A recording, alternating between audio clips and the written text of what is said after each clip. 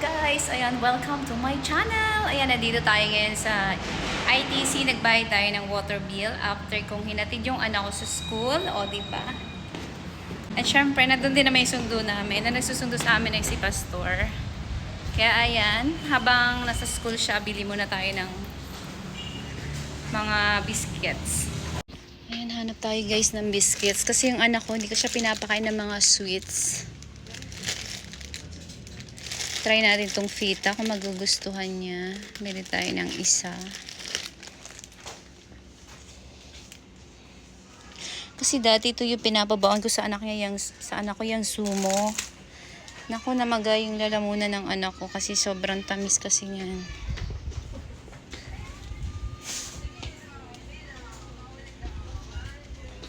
Fita. I think mas okay itong plain. Ito na lang plain. Plain at kita. Nakabili na tayo mga ka-farmers, at ngayon ay bibili naman tayo ng saging. May saging naman sa bahay pero bibili ako ng yung latundan ganun. Kasi nga sa bahay puro saba eh. Ayan, samahan nyo ako.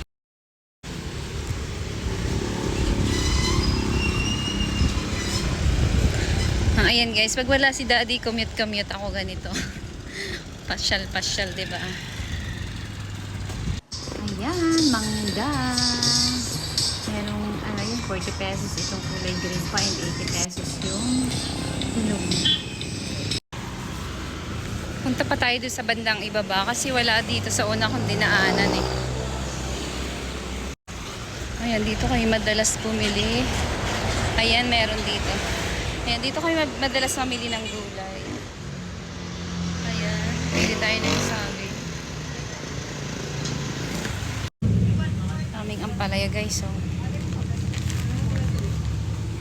At ayan mga ka-farmers, nandito na ako sa bahay. At syempre magpapahinga-pahinga tayo and maya-maya maghuhugas tayo ng plato. Yung mga naiwang gawain kanina ay tatapusin ko.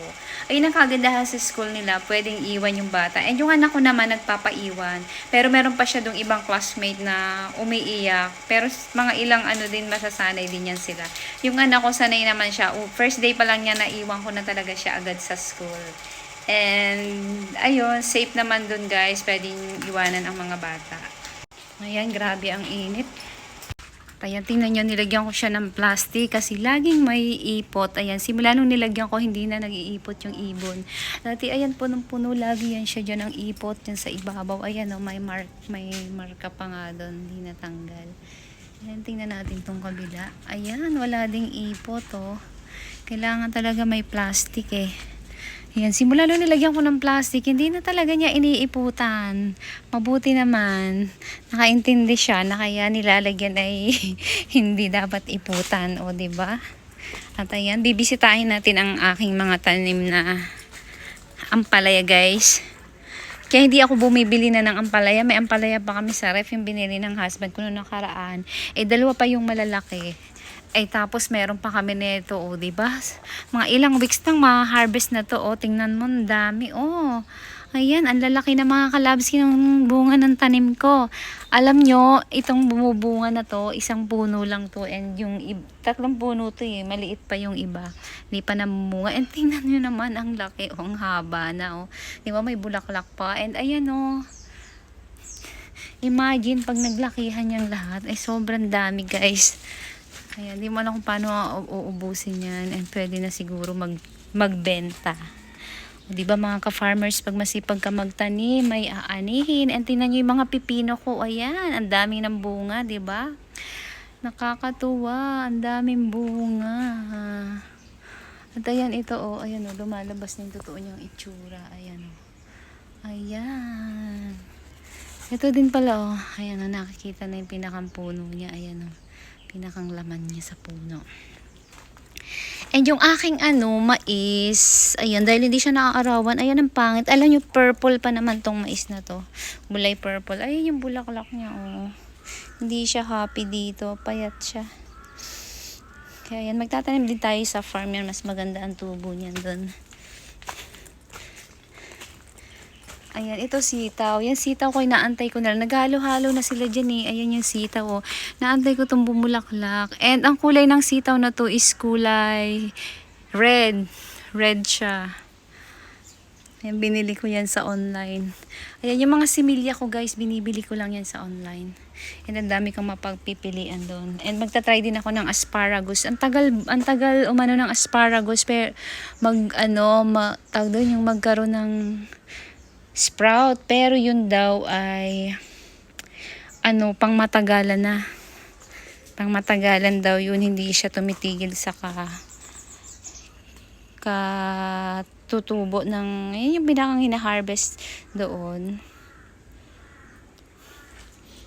Wala ko nung tawag doon eh. Pinaka yung asparagus na nga. At ayan, tingnan nyo yung aking mga guyabano. Ako'y sawa na guys sa guyabano, kaya ayan nangalaglag na nga oh. Yan, ako'y sawa. Ako'y umay. Ayan. Daming bunga. Kung malapit lang kayo, ibibigyan ko kayo. Ayan. Kahit yung mga kamyas ko, ayan, naglalaglagan na. Yun ang madalas gamitin. Ito, tinaniman ko to ng pechay, kaso hindi siya tumubo dahil that time, ang kapal pa ng bugambilya dito. Ayan, bago lang namin yung pinutulan. Tuwing tag-ulan kasi pinuputulan namin yan siya para hindi sobrang lagu-lagu na kasi. Hindi siya naaarawan. Pero ngayon naaarawan na siya. Wala na, ang ilagay ko na lang dyan is talbos ng kamote. Ayan, tinawa kong patubuan. May luya pa, may dragon fruit. Pero yung dragon fruit, ita-transfer ko din yan sa farm. Gusto niyan kasi ay araw. O diba, ayun lang. Naghunta lang ako guys para humaba yung video ko kasi kulang. Diba, kailangan lampas ng 3 minutes. Sobrang lampas na to sa 3 minutes. And yun lang ka, ayan, may nangangamoy dahil sobrang taas niya. Ayan, tinatamad pa akong umakyat. Kailangan ko yung hagdan. Kailangan kong buksan tong bodega para kunin yung hagdan. And for sure, may hinog na yan. Ayan, yun lang mga kalabski. Ayan lang mga ka-farmers. Kaya kung gusto nyo updated kayo palagi, ayan, mag-subscribe na kayo sa aming channel. Thank you for watching. Bye-bye. Thank you for watching. Please subscribe.